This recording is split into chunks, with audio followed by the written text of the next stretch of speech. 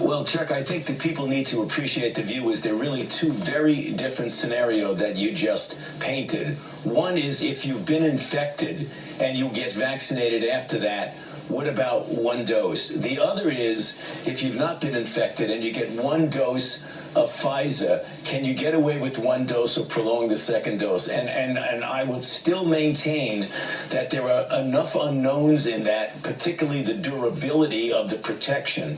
We know from studies that we did that antedated and led up to the very, very impressive results with the 94 to 95% efficacy with both Moderna and Pfizer, that when you give a boost, you increase the power or the level of the antibodies by at least tenfold. So you're talking about a very, very big increase. We don't know what the durability of a single dose is, and it really is risky for lack of protection and risky to engender perhaps some variants. With regard to following infection, that's a different story because the data look really quite impressive that if you've been infected and then you get a single dose, the boost that you get with that single dose is really enormous. So we're looking very carefully about that. And that is one thing that you might want to consider, but we want to really carefully look at the data first. But those are two different scenarios. You don't want to confuse them. And I was just going to say, so let's say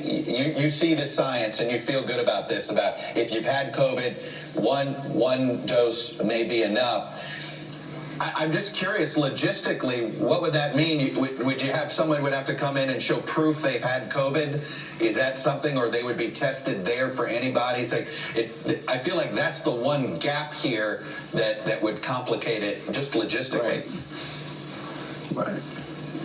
Well, that's the reason why I held back, Chuck, in saying, yes, let's recommend that. You've really got to look at the science, look at the data, and figure out what's the best way. The obvious one that you think of is the documentation that if you do an antibody test and it's very clear that this person has been infected, that then you could be reasonably comfortable that you're dealing with someone who is post-infection.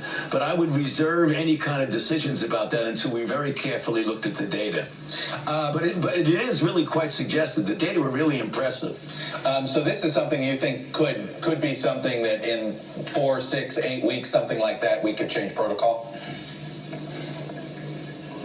Well, you know, again, I don't want to get ahead of the decision-making process on TV, but I think it's quite reasonable from the data that we've seen that you want to take a good look at it because the data are impressive. I want to ask you